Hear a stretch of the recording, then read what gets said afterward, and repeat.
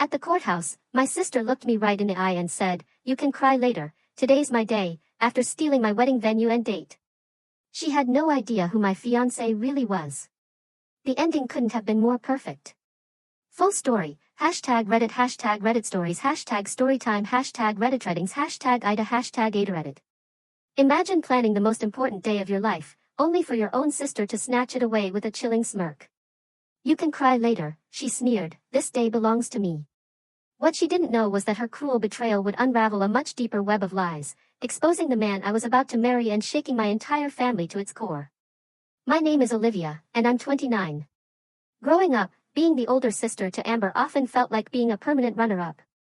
I was 2 years her senior, always trying to be supportive, but in our parents' eyes, Amber's needs always seemed to shine brighter than mine. My academic achievements, the ones I worked so hard for, got polite nods. Amber's average performances? They earned elaborate, enthusiastic celebrations. It wasn't that they didn't love me, I think they just loved her louder, more visibly. This feeling of always being secondary, of never quite measuring up, really shaped me. So, I poured myself into my studies, then my career, crafting narratives for others because it felt so much safer than living my own fractured story. I eventually landed my dream job as a creative director at Pinnacle Advertising in Chicago. My work became my identity, my colleagues, my chosen family. I excelled at crafting narratives that resonated with people, never realizing my own family narrative was so profoundly fractured. Then Ryan walked into my life. Tall, piercing blue eyes, an effortless charm. He swept me off my feet at a national advertising conference in New York. I just finished a presentation on emotional storytelling, and he approached me, saying, "Your understanding of human connection is remarkable." For the first time, I felt truly seen. It was like he saw the parts of me that had been hidden away, overlooked by my own family for so long. He made me feel like the main character in my own story. Our first date stretched from coffee into dinner as we discovered shared passions for architectural photography, obscure foreign films, kayaking. Within weeks, we were inseparable. Ryan's intensity drew me in. He focused on me completely, making me feel cherished. "You're extraordinary, Olivia," he'd say, tucking my hair behind my ear. Most people don't recognize what they have in front of them. I was utterly captivated. But there were always these little whispers of doubt, tiny cracks in the perfect facade.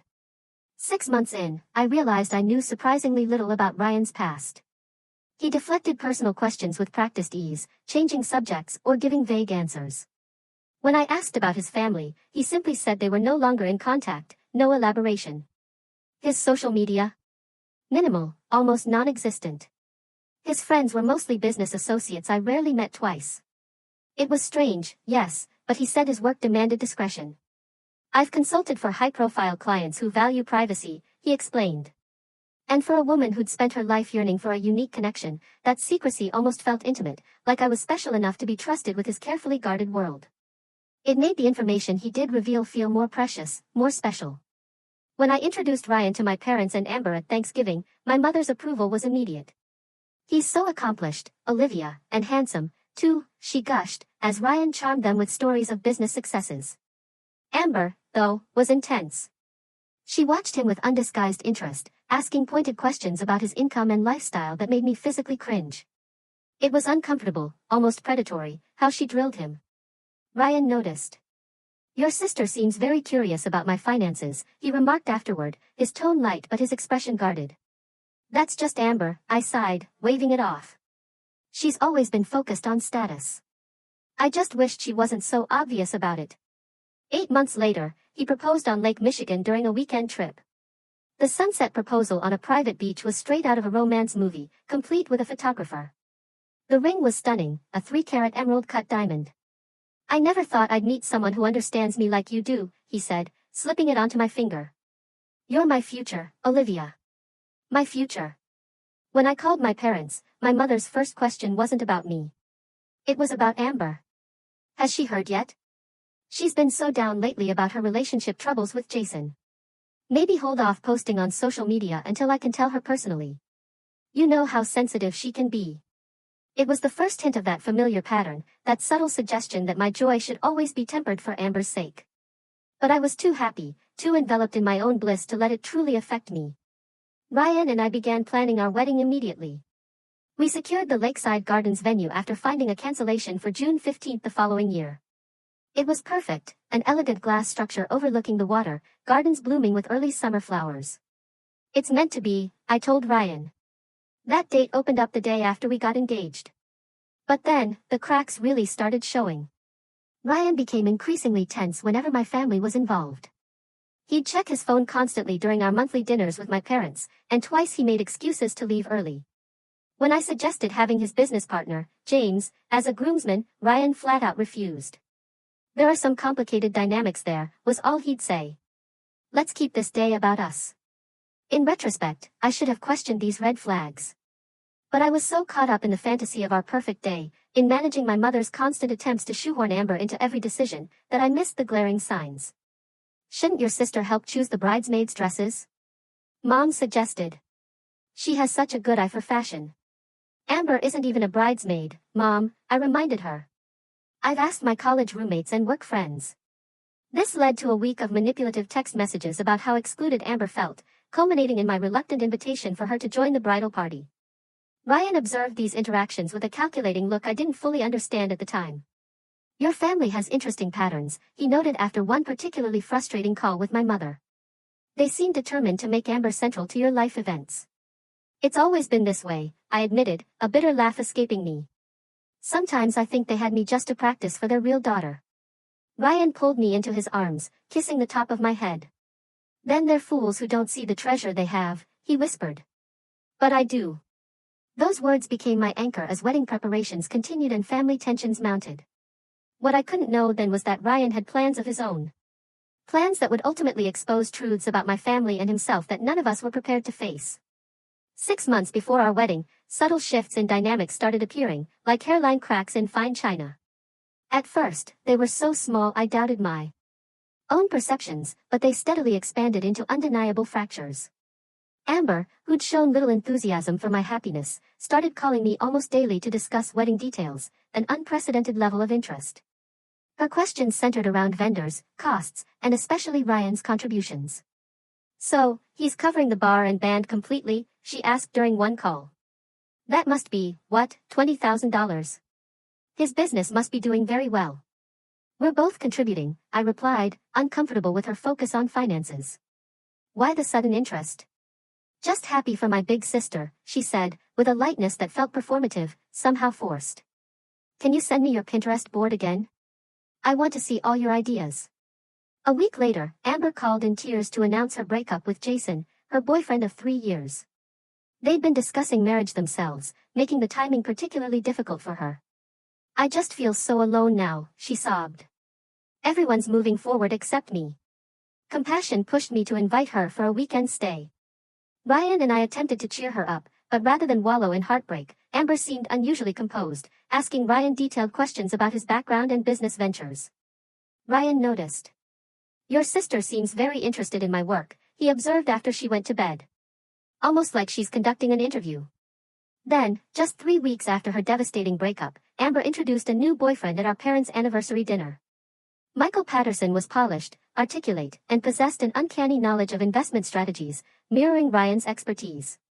Even more striking were his stated hobbies, architectural photography and foreign cinema, the very interests Ryan had mentioned during our early dates. How did you two meet? I asked, noticing Ryan's stiffened posture beside me. At a coffee shop downtown, Amber said, touching Michael's arm possessively. It was an instant connection. Sometimes you just know, right? My parents, who'd never been this enthusiastic about my relationships, were absolutely gushing. This is wonderful, my mother exclaimed. When you know, you know. Throughout dinner, Michael directed questions toward Ryan about specific financial regulations and market projections. Ryan answered professionally, but grew increasingly withdrawn. When Amber mentioned they'd already discussed moving in together, my mother clasped her hands in delight. Later that night, I noticed my parents and Amber huddled in conversation on the patio, their voices lowered whenever Ryan or I approached. When I questioned what they were discussing so secretively, my mother quickly changed the subject. Just catching up, sweetheart. How are those wedding plans coming? You know, flexibility is important with these big events. Sometimes things need to change for everyone's benefit. The comment seemed odd, vaguely threatening, but I dismissed it as my mother's typical vague wisdom. Ryan, however, was unusually quiet during our drive home. Your sister's new boyfriend seems familiar with my industry, he finally said. Has she mentioned how long they've actually known each other? Before I could respond, his phone buzzed with a text that made him frown. Sorry, work emergency, he muttered, pulling over to type a lengthy response.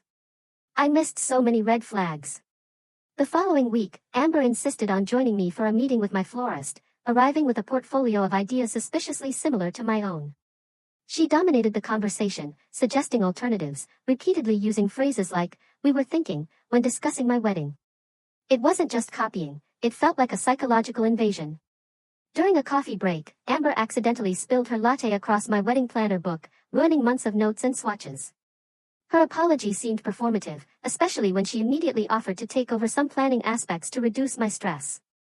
Returning home early one day, I found Amber in my apartment, supposedly dropping off a wedding magazine. Flipping through it later, I discovered pages marked with post-its, noting exact replicas of my wedding concept. Same color scheme, similar dress style, even cake designs matching mine. In the margins were calculations and notes about vendor contacts. It was like watching a mirror image of my dreams come to life, but twisted, perverted. Disturbed, I called my best friend, Tara. I think Amber is copying my entire wedding plan, I explained, my voice tight with rising panic. It's like she's creating a blueprint of everything I've chosen. You know how she's always been with your stuff, Tara reminded me gently. Remember when she wore your prom dress to her own prom? Or applied to your dream college right after you got in? This seems like classic Amber, just on a bigger scale. But why would she duplicate a wedding when she's only been dating Michael for weeks? It makes no sense. Unless, Tara hesitated, her voice serious, unless she's planning something more immediate. Watch your back, Liv. Something doesn't feel right here. 2 days later, Ryan returned from a business dinner looking troubled. He claimed it was work stress, but changed the subject when I pressed for details. That night, I woke to find him having a hushed phone conversation in our bathroom. It's not time yet, I heard him whisper.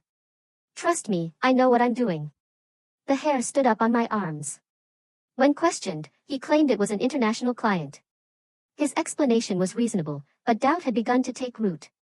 Both my sister and my fiancé were behaving strangely, and some invisible, sinister thread seemed to connect their behavior in ways I couldn't yet understand. The text from my mother arrived on a Tuesday morning. Family emergency dinner tonight, 7 p.m. Everyone must attend. No explanation, just the imperious summons I'd grown accustomed to. Should we bring anything? I texted back, imagining health scares or financial troubles. Just yourselves and open minds, came her cryptic reply. I spent the day distracted at work. When I shared the message with Ryan, he seemed completely unsurprised, almost as if he'd been expecting it. Whatever it is, we'll handle it together, he said, squeezing my hand with reassuring pressure that didn't quite reach his eyes. His gaze was distant, calculated. We arrived at my parents' home to find Amber's car and an unfamiliar luxury sedan already there. The atmosphere was thick with tension, but also an unsettling undercurrent of anticipation. It felt less like a family dinner and more like a carefully staged interrogation, an ambush meticulously planned down to the appetizers. My father poured drinks without meeting my eyes. My mother fussed unnecessarily with appetizers arranged too perfectly to be impromptu. What's going on? I finally asked. Mom said there was an emergency. My father cleared his throat. Olivia, we need to discuss something important. Something that affects the whole family. Are you sick? Is someone sick? Panic fluttered in my chest. No, nothing like that, my mother interjected. It's about finances and timing. What followed was a carefully orchestrated revelation. My father explained their investments had complications, reducing their ability to contribute to my wedding. We still want to help, my mother added, her expression a mix of guilt and determination, just not in the way we originally planned. Before I could fully process this, Amber reached for Michael's hand, her expression radiating triumph, barely disguised as happiness. Michael and I are engaged, she announced, flashing a diamond ring that looked sickeningly similar to my own. It was so unexpected and romantic after 3 weeks of dating. I couldn't keep the disbelief from my voice. When it's right, you know, Michael replied smoothly, his arms sliding around Amber's waist. We don't want to wait. The pieces began falling into place with sickening clarity as my mother continued. That's why we wanted to talk about timing and resources, given our financial situation and the fact that both our daughters are planning weddings. What Mom is trying to say, Amber interrupted, her voice sweet as poison, is that it makes sense to prioritize. Since Michael and I want to get married quickly, and you and Ryan have your careers established already, we thought you might consider postponing. Postponing our wedding? The one that's completely planned and paid for? I looked between them, waiting for someone to admit this was an elaborate, cruel joke. My father wouldn't meet my eyes. We've discussed it as a family, he said. And we think it makes sense for Amber and Michael to take your date and venue. All the arrangements are perfect, and this way we can still help finance one wedding properly. You've discussed it as a family? I repeated slowly, the words hollow. But Ryan and I weren't included in this family discussion about our wedding. We knew you'd be upset initially, my mother said, reaching for my hand, which I instinctively pulled away. But you've always been the reasonable one, Olivia. The practical one. The one who gives up what she wants, I finished for her. Amber's expression hardened. This is important to me. Michael and I need to get married quickly for his visa situation. It was the first I'd heard of any visa issues, and the explanation felt hollow, tacked on. We don't have time to plan a whole new wedding, and yours is already perfect. So perfect you want to steal it? My voice cracked with emotion, barely a whisper. Not steal, my father interceded, shifting uncomfortably. Share. We've already spoken with the venue about transferring the reservation. This revelation sent ice through my veins. You've already contacted my venue without talking to me first. We knew you'd be difficult about it, Amber sighed, as if my reaction was an inconvenient tantrum. That's why we took care of the logistics first. I turned to Ryan, expecting shared indignation, a fiery defense of our wedding, but found him watching the scene with calculated interest. What do you think about all this? I asked, my voice pleading. It's unexpected, he said carefully, his voice devoid of emotion. But family matters are complicated. Perhaps we should consider what's being proposed. His words were so clinical, so devoid of the shared outrage I desperately needed. It was like he was a stranger, an impartial observer in the destruction of our life. That was the moment a different kind of ice formed in my veins. I stood trembling with anger and hurt. This is unbelievable. You're actually trying to take my wedding day, my venue, everything I've planned for months. Amber rolled her eyes dramatically. You can cry later. This day belongs to me now. Her words, spoken with such casual cruelty, struck me like a physical blow. You know that feeling when you're so hurt you can't even breathe? I looked at each family member, searching for any sign of shame or reconsideration, but found only determination and the expectation of my eventual compliance. You've always done this, I whispered. Always taken what's mine and expected me to accept it graciously. But this is different. This is my wedding, my future with Ryan. A wedding can happen anytime, my mother insisted. Your sister needs this now. And what I need doesn't matter. I challenged. What about what Ryan and I have planned and paid for? My father shifted uncomfortably. Well, we'll reimburse your deposits eventually, once our financial situation improves. Eventually, I repeated, the word hollow with the weight of past promises similarly broken. Ryan stood, placing a steadying hand on my back.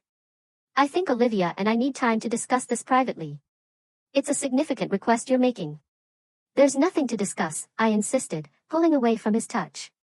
They've already decided. They've already started transferring arrangements behind our backs. Let's not make rash decisions, Ryan cautioned, his tone businesslike. Everyone's emotions are high right now. I stared at him, this man I'd agreed to marry, wondering why he wasn't more outraged on our behalf. Something in his composed demeanor felt wrong, disconnected from the betrayal unfolding around us. I need to leave, I announced, grabbing my coat. I can't be here right now. Olivia, don't be dramatic, Amber called after me, her voice laced with triumph. This is happening whether you approve or not. The deposit's already in our names. I stopped at the door, turning to face my family one last time. You know what's ironic? I've spent my entire life accepting less so Amber could have more. I've stepped aside, stayed quiet, been the reasonable one. But this time, I won't bend. This time, you've gone too far. I walked out of that house alone, leaving Ryan behind to smooth things over. And with every step, I felt a deep, wrenching tear, not just in my family, but within myself. A part of me, the part that always believed in their love, even if flawed, just broke. What I couldn't know then was that this painful fracture would eventually expose truths that would change all our lives irrevocably. The week following that devastating family dinner became a blur of betrayal that seemed to intensify hourly. My phone buzzed constantly with messages from my mother. Each one a masterclass in emotional manipulation, accusing me of being selfish, of hurting Amber. Amber has already ordered invitations using your color scheme. Please don't make this more difficult than it needs to be. Your father and I raised you to be selfless. Why are you hurting your sister this way? Everyone agrees this makes the most sense financially. Why can't you see that? It was pure gaslighting, designed to make me doubt my own sanity. I stopped responding after the third day. Ryan's behavior remained puzzling. Rather than offering support, he suggested we take the high road and find another venue. Your family relationships are important, he insisted while I sobbed on our couch.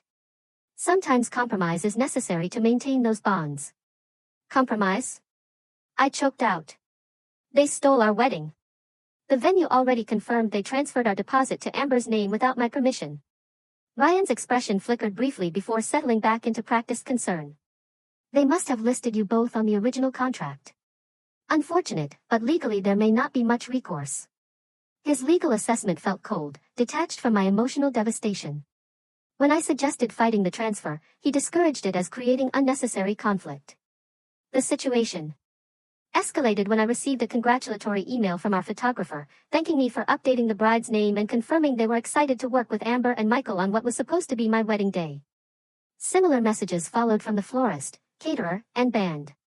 They had systematically colonized every aspect of my carefully planned celebration. It was like watching them dismantle my dream piece by piece and then rebuild it in Amber's image. Every email was a stab. Confiding in Tara brought momentary relief. This is beyond sibling rivalry, she fumed. This is pathological behavior, and your parents are enabling it. They've always favored her, but this is different. I know, I agreed. It feels calculated, almost like they planned this ambush together. And Ryan's reaction is strange, too, Tara observed cautiously. Most partners would be outraged on your behalf. Before I could defend him, a notification chimed on my phone. Amber had posted on Instagram, "Sometimes dreams come true in unexpected ways. So excited to share our perfect day at Lakeside Gardens on June 15th, #Brideedibliss, #dream-venue." The photo showed her in a bridal boutique surrounded by dress options identical to styles I had bookmarked. The caption included details matching my wedding concept boards down to the signature cocktails and first dance song. The calculated precision of her theft was stunning. The public nature of it, even more humiliating. That evening, I discovered Ryan had deleted several password-protected files from our shared cloud storage. When confronted, he claimed it was to reduce stress. His explanation felt hollow. 2 days later, while stress shopping, I encountered Amber at the same bridal salon where I'd ordered my dress. She was modeling a gown suspiciously similar to mine, surrounded by fawning attendants and our beaming mother. "What are you doing here?" I demanded, interrupting their champagne toast. Amber barely flinched. "Finalizing my wedding dress. Obviously, you weren't responding to Mom's texts about returning your deposit, so I chose something similar." "Similar? That's practically identical to my dress. Are you actually trying to become me?" Our mother intervened. "Olivia, please. You're making a scene. Amber chose this design independently. It's not her fault you both have similar taste." "Similar taste?" I laughed bitterly. She has studied and copied every single detail of my wedding. This isn't coincidence, it's obsession. Amber approached, her expression cold. "You always think everything is about you. Has it occurred to you that maybe I deserve this more? That maybe I've always deserved the best things more than you? What are you talking about? What could possibly justify stealing my wedding? I've always been their favorite," she stated with chilling certainty. "I'm just claiming what should naturally come to me first. You had your chance to shine. Now it's my turn. Maybe your precious Ryan understands that better than you do." Her cryptic reference to Ryan, her chilling calm, twisted the knife and triggered a blaring alarm bell I could no longer ignore. "What do you mean by that?" Amber simply smiled, turning back to the mirrors. "Nothing. Just that sometimes people recognize where the real value in a family lies." That night, I returned home earlier than expected. Ryan had texted he'd be working late, but his laptop was on the kitchen counter. When his phone buzzed, I glimpsed a text from an unsaved number, "Meeting confirmed." MP bringing documents. 10 p.m. Riverdale Hotel. MP, Michael Patterson. The coincidence seemed too significant to ignore. My heart pounded in my chest. What if I was wrong? What if this was all just paranoia? But something, a gut feeling I was finally learning to trust, pushed me forward. Acting on impulse and rising suspicion, I drove to the Riverdale Hotel. In the dimly lit bar, I spotted Ryan and Michael in deep conversation, heads bent over documents. Their body language suggested conspiracy, not new acquaintance. I remained hidden, watching as they exchanged papers, and Ryan passed what appeared to be a USB drive. Their interaction had none of the awkwardness of in-laws meeting through difficult circumstances. They moved with the synchronicity of long-established collaborators. This wasn't a new romance. It was a cold, calculated business transaction. The final breaking point came the next morning.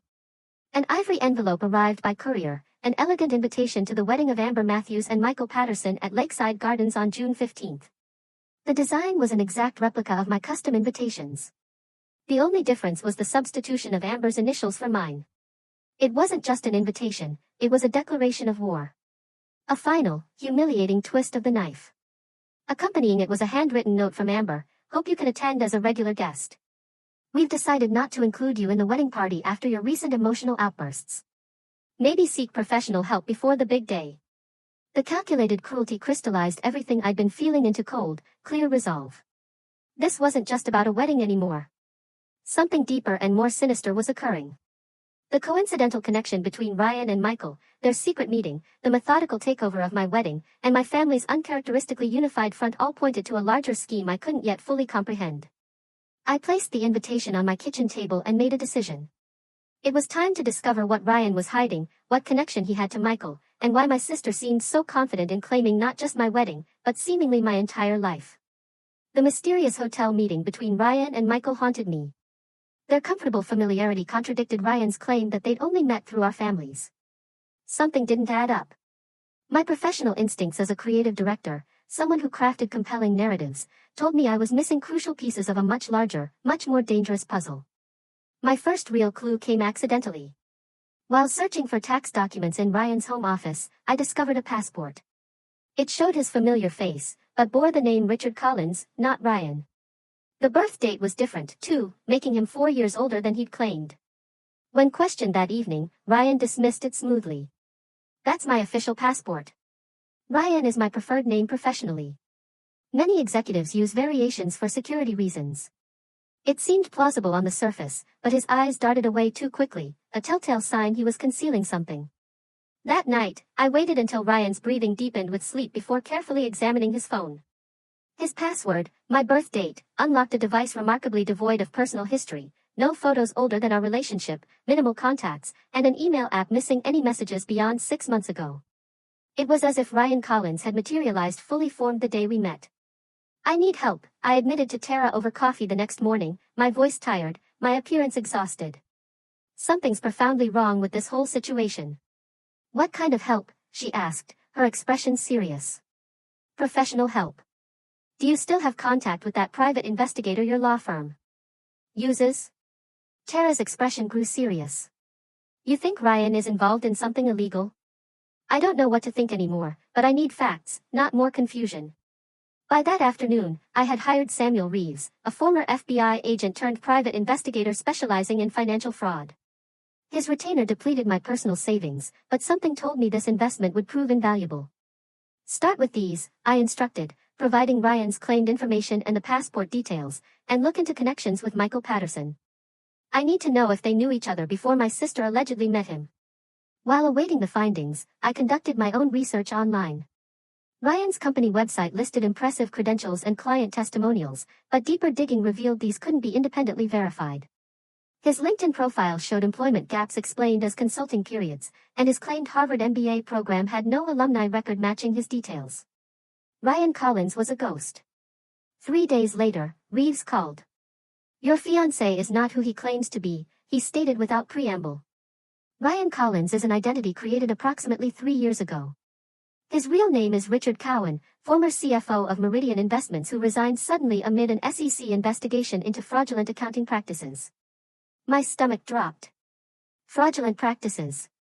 He was never formally charged, but several investors lost millions. The case was settled privately with Cowan agreeing to leave the financial sector permanently. But he's running a financial consulting firm now.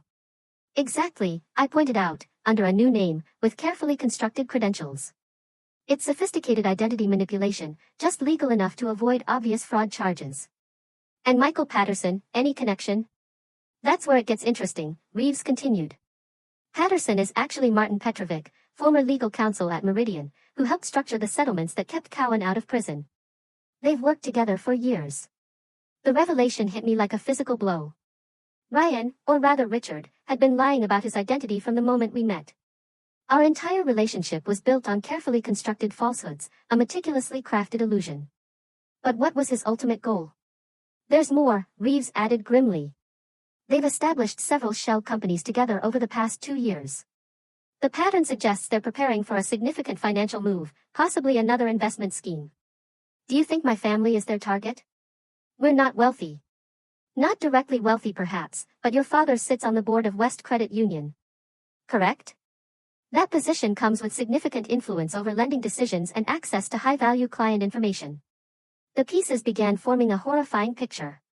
Ryan hadn't fallen in love with me. He'd targeted me specifically for my family connections, particularly my father's position. Michael's sudden interest in Amber created additional access and legitimacy within our family structure. The wedding venue transfer and their manipulation of my parents weren't about Amber's selfishness. They were calculated steps in a much larger scheme. Email records showed they had planned their approach to my family months before I even met Ryan. My entire love story, my future, it was a lie, a means to an end. What's their endgame? I asked, staring at the damning evidence. Based on recent transactions and company formations, they appear to be establishing investment opportunities they'll likely present to your father's banking connections. Given their history, these will probably be sophisticated Ponzi schemes designed to extract maximum capital before collapsing. The confirmation of my worst fears left me numb. I felt sick, furious, betrayed in a way I hadn't known was possible. How do I stop them? That depends, Reeves said carefully. Are you willing to confront your fiancé directly, or would you prefer to gather more evidence before involving authorities? That night, I made the hardest decision of my life. Rather than immediately exposing Ryan, I would play along temporarily to gather conclusive evidence. This approach would require careful performance, pretending I remained ignorant while secretly documenting everything. When Ryan returned home, I greeted him with practiced normalcy, suppressing my knowledge of his betrayal behind a mask of routine domesticity. His kiss on my cheek felt like acid. His casual questions about my day, part of an elaborate charade we were both now performing for different reasons. I've been thinking about the wedding situation, I told him over dinner. Maybe you're right about finding another date. Family harmony might be worth the sacrifice. Relief flickered across his features. That's mature of you, Olivia. I've always admired your rationality. Will you help me explain my decision to Mom and Dad this weekend? Maybe we could join Amber and Michael for dinner, make peace with the situation. Absolutely, he agreed too quickly. I'm sure we can all move forward positively. Over the next week, I gathered evidence methodically. I installed recording software on our home computer, documented suspicious phone calls, and photographed documents Ryan carelessly left visible. Each discovery confirmed my worst fears while breaking my heart. A final confirmation came when I accidentally opened an email intended for Ryan. It contained detailed plans for approaching my father's banking clients with investment opportunities in non-existent development projects. The projected fraud exceeded $20 million, with Ryan and Michael set to disappear once payments cleared their offshore accounts. It was all there. With sufficient evidence compiled, I finally confronted Ryan in our living room, laying out copies of the most damning documents on our coffee table. Richard Cowan, I said simply, watching his expression shift from confusion to calculation. Or do you prefer Ryan Collins when you're running investment scams? He recovered quickly, his charm activating like a defensive system. Olivia, whatever you think you found has an explanation. Yes, I changed my name after some unfortunate business complications. But that doesn't change who I am or how I feel about you. Every word he'd ever said, every touch, every whispered promise replayed in my mind, now tainted, grotesque. It was a performance, a masterful one. And how do you feel about me? I asked, my voice trembling. The daughter of a banking executive whose connections you've been planning to exploit since before we met. His posture stiffened. Our relationship is separate from business. I genuinely care for you. Like Michael genuinely cares for Amber, right? That's why you two orchestrated this entire scenario. Two couples, double the access to my father's professional network. Ryan's mask slipped momentarily, revealing cold assessment rather than emotional hurt. Your sister was always the easier target. So desperate for attention, so eager to compete with you. One conversation about your wedding plans, and she was practically begging to take your place. So you used her jealousy, her need to outshine me. We simply recognized existing family dynamics and utilized them efficiently. His clinical description of their manipulation chilled me to the bone. Were you ever planning to actually marry me? I asked, the last question that still mattered on a personal level. Ryan's hesitation before answering told me everything. Marriage would have provided certain legal protections for our financial arrangements, he finally admitted. But I did enjoy our time together, Olivia. You weren't just a means to an end. The calculated cruelty of his response crystallized my resolve. Get out, I whispered, my voice barely audible but firm. Get your things and leave before I call the authorities with this evidence. You won't do that, he countered confidently, his eyes piercing me. Exposing me means humiliating your family publicly. Your parents would lose standing in the community. Your sister's heart would break. You've spent your entire life protecting them, even at your own expense. You won't stop now. His certainty, his assumption that my lifelong pattern of sacrifice would continue, even in the face of this monstrous betrayal, sparked something new within me. Not just anger, but a roaring defiance. For the first time, I saw clearly how my family's dynamic had made me vulnerable to manipulation, how my acceptance of always coming second had attracted a predator specifically looking for someone accustomed to putting others first. He had underestimated me. He had underestimated the woman I was becoming. You're wrong, I replied, my voice steady, filled with newfound strength. This time, the truth matters more than anyone's comfort, including mine. As Ryan gathered his belongings, warning me that this won't end well for anyone, I faced an impossible decision. How to protect my family from imminent financial fraud while revealing the painful truth that would shatter their trust in Amber's relationship and expose our parents' favoritism as the vulnerability it had always been. With Ryan's deception confirmed, I needed to warn my family before irreparable damage occurred. My first impulse was to call my parents, but experience suggested they might dismiss my concerns as jealousy or overreaction. This situation required irrefutable evidence presented strategically. I spent 2 days compiling a comprehensive file documenting Ryan and Michael's true identities, their fraudulent business history, and their current scheme targeting my father's banking connections. The dossier included official records, financial documents, and communications between the men discussing their plans for my family. My first attempted intervention went exactly as feared. I called my parents requesting an urgent meeting about concerns regarding Ryan and Michael's backgrounds. My mother immediately bristled. Olivia, we understand you're upset about the wedding, but trying to sabotage your sister's relationship is beneath you, she scolded. Michael comes from an excellent family with significant business interests. Your father has already discussed potential investment opportunities with him. That's exactly what I'm worried about, I insisted. I have documentation suggesting these investment opportunities may not be legitimate. Based on what? Your personal investigation because you're jealous? Your father has been in banking for 30 years. I think he can recognize a sound investment. When I attempted to explain the evidence, my father took the phone. Enough, Olivia. Your behavior is becoming concerning. Perhaps you should speak with someone professionally about these conspiracy theories. Their dismissal, while frustrating, wasn't surprising. Their judgment had already been compromised by Michael's careful manipulation and their own predisposition to favor Amber's interests. I would need a different approach. Next, I attempted to reach Amber directly, hoping that beneath her competitive nature existed some sisterly bond that would make her receptive to the truth. I invited her for coffee, framing it as a reconciliation attempt. I'm glad you finally accepted the situation, she said smugly as she sat across from me at the cafe. Michael said you'd eventually come around. Actually, I wanted to share some concerning information I've discovered about Ryan and Michael, I replied, sliding a condensed version of my file across the table. They aren't who they claim to be. Amber barely glanced at the documents. Let me guess. They're secretly criminals targeting our family. How convenient for your narrative. Just look at the evidence, Amber. Their real names, their history of financial fraud, the pattern of targeting families with banking connections. She pushed the file back toward me. This is pathetic, even for you, creating fake documents because you can't stand that I'm marrying a successful man while yours turned out to be so understanding of family priorities. Michael warned me you might try something like this. He warned you because he knew I might discover the truth. I insisted. Think about it. How did you meet him? Right after my engagement, at a coffee shop you never frequented before. He knew all your interests because they matched what Ryan had learned about me. We have natural chemistry and shared interests. Amber snapped, standing to leave. Not everything is about you, Olivia. Some men just prefer women with actual personality instead of your constant people-pleasing. As she stormed out, I realized direct approaches wouldn't work. My family was too deeply entrenched in their perspectives and too thoroughly manipulated by the men to accept the truth without incontrovertible proof and public exposure. The solution came to me while reviewing the investigators' reports. Ryan and Michael were planning to present their fraudulent investment opportunity at Amber's rehearsal dinner, where my father had arranged for several bank colleagues to attend. This event would be their moment to secure commitments before disappearing with investor funds after the wedding. I needed to expose them publicly in a setting where they couldn't control the narrative or dismiss the evidence, but timing would be crucial.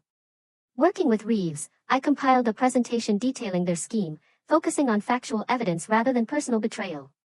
I also contacted Special Agent Lisa Harrington at the FBI's Financial Crimes Division, sharing evidence of the pending fraud. While insufficient for immediate arrests, the information placed Ryan and Michael on their radar. We can monitor the situation, Agent Harrington confirmed.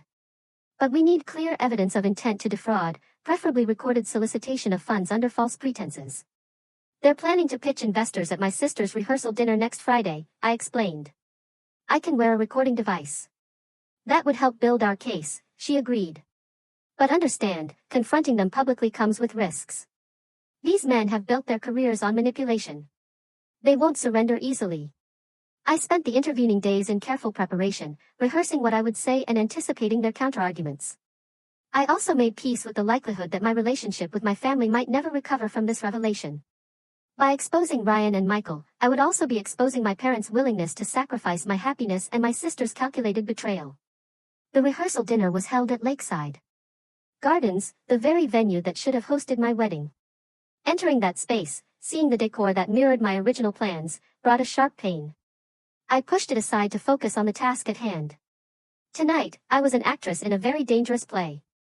I wore a recording device provided by the FBI, concealed in a brooch Agent Harrington assured me was undetectable. My parents greeted me with surprise and visible discomfort. We weren't sure you'd come, my mother admitted.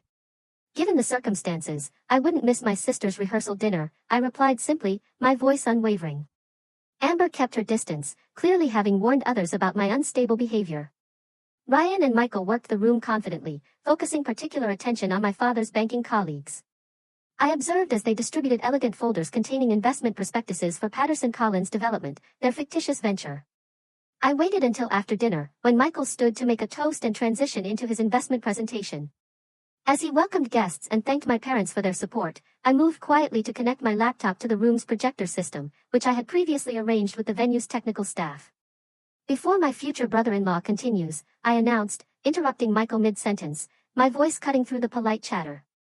I have something important to share with everyone. Something that affects everyone in this room, particularly those considering investment opportunities. Olivia, this is inappropriate, my father warned, half rising from his seat, his face flushed. What I'm about to show you is factual information about Richard Cowan and Martin Petrovic, whom you know as Ryan Collins and Michael Patterson, I continued, activating the presentation. Both men have histories of financial fraud and are currently operating under false identities. The room erupted in confused murmurs as documents appeared on screen, SEC investigation records, news articles about Meridian Investments' collapse, and photographs of both men under their real names. This is absurd. Michael protested, looking to Ryan for support. Some kind of jealous vendetta. Ryan approached me, his voice low and threatening. Stop this now. You're making a serious mistake.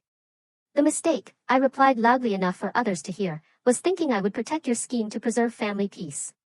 The presentation continued with timeline evidence showing their coordinated approach to our family, followed by details of their current investment fraud.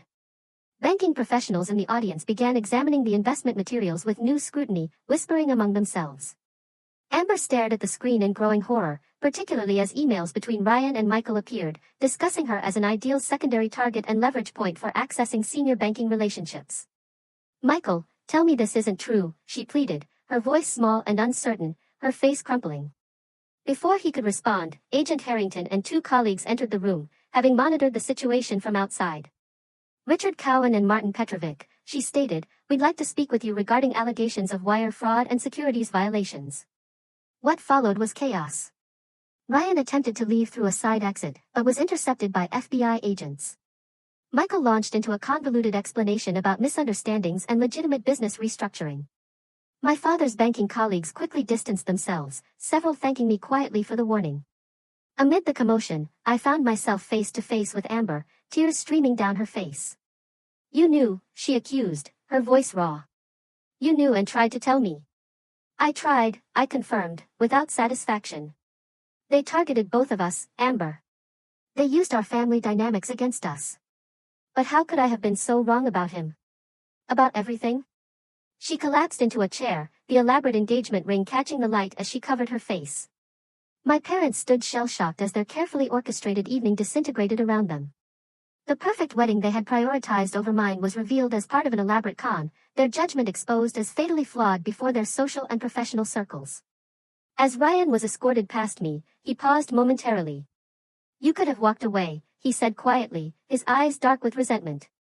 Saved yourself the collateral damage. Unlike you, I replied, meeting his gaze, I don't abandon people, even when they've hurt me. In the aftermath, as guests departed and FBI agents collected statements, I felt no triumph or vindication. There was only hollow exhaustion and the recognition that while the external threat had been neutralized, the internal fractures in my family might never fully heal. The wedding was cancelled amid scandal and embarrassment. My sister retreated to a friend's vacation home to escape scrutiny. My parents faced difficult questions from friends and colleagues about their judgment and priorities, and I was left to rebuild a life whose foundation had been thoroughly shaken, uncertain what relationship, if any, I still had with my family. In the weeks following the rehearsal dinner revelation, silence descended between me and my family. The FBI investigation into Ryan and Michael expanded, revealing additional victims and fraudulent operations across 3 states. Both men eventually accepted plea deals, with Ryan facing 5 years in federal prison and Michael 3, along with significant financial penalties neither could pay. The immediate aftermath left me feeling hollow rather than victorious. The apartment Ryan and I had shared felt contaminated by lies. Everyday objects triggered memories now tainted with doubt. Had any moment been genuine? Had any feelings been real? That apartment, the memories, they felt toxic. I needed to escape the ghosts of what wasn't real. I threw myself into work, accepting a challenging new campaign that required long hours and intense focus. Colleagues noted my changed demeanor, the caution that had replaced my former openness. Tara worried I was hiding rather than healing, but respected my need for professional distraction. You're processing trauma, she reminded me over lunch 3 months after everything collapsed. Not just relationship betrayal, but family betrayal, too. That doesn't heal overnight. Sometimes I wonder if I made the right choice, I admitted, the doubts still lingering. Exposing everything publicly hurt so many people beyond just Ryan and Michael. They were going to defraud innocent people, Olivia, your father's colleagues, their investors. You prevented that. At the cost of my family relationships. Relationships built on unhealthy patterns that made you vulnerable to someone like Ryan in the first place, Tara pointed out gently. Maybe this breaking point was necessary. Her perspective helped slowly. But true healing began when I received an unexpected job offer from Meridian Creative, a prestigious agency in Boston.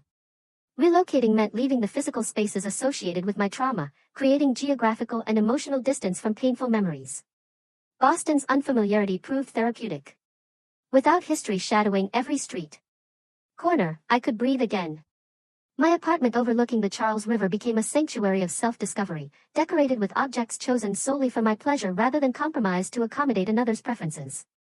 6 months into my new life, I received my first communication from Amber. A handwritten letter without a return address. I don't expect forgiveness, she wrote, but I need you to know I'm sorry. Not just for the wedding, but for a lifetime of taking without considering what I was taking from. Therapy is helping me understand the competition that defined our relationship wasn't your creation, but my response to feelings of inadequacy never addressed.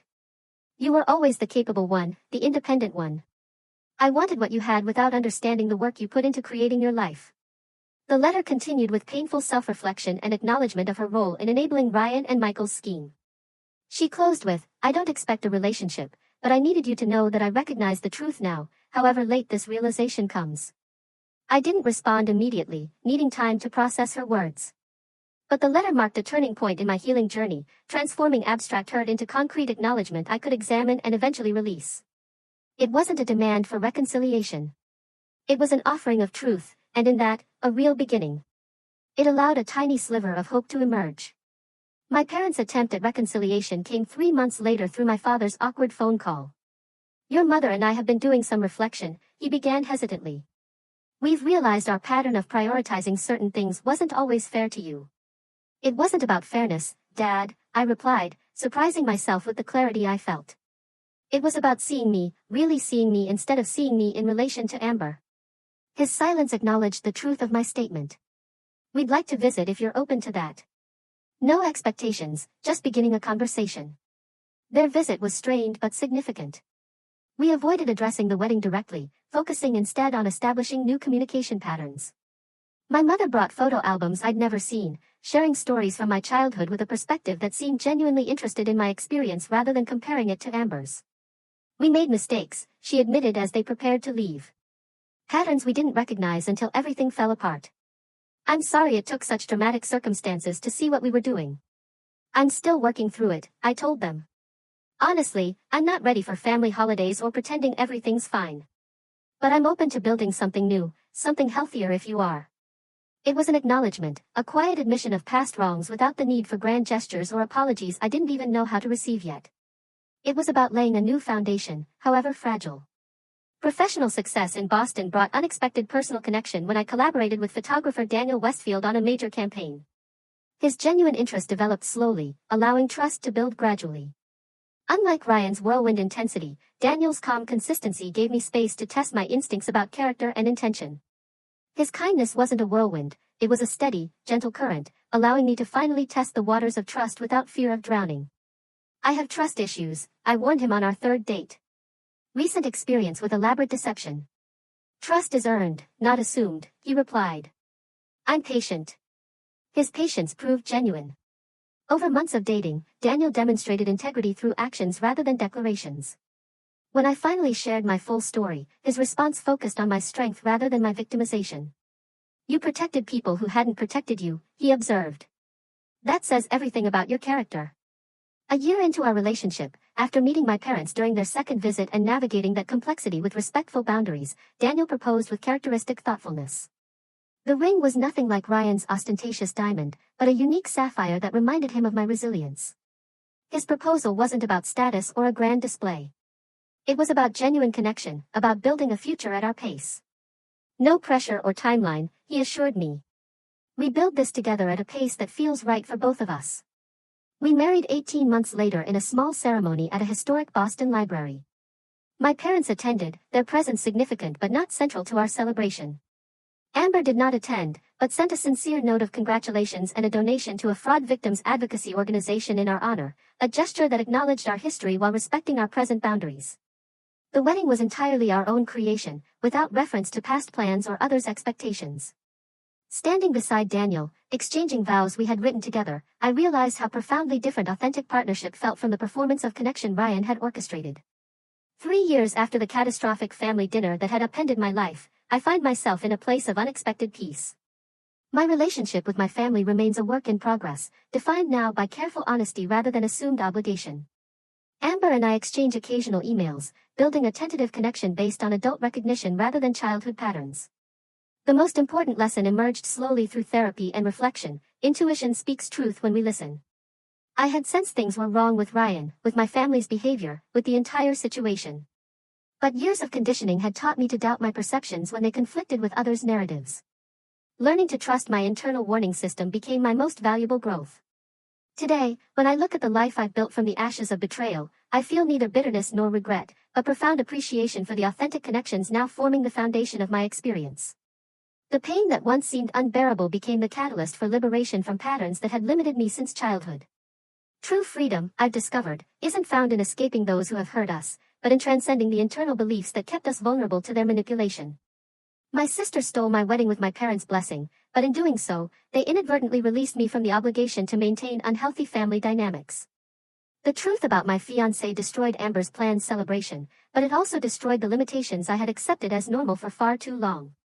It's about finally seeing yourself clearly and living for that truth.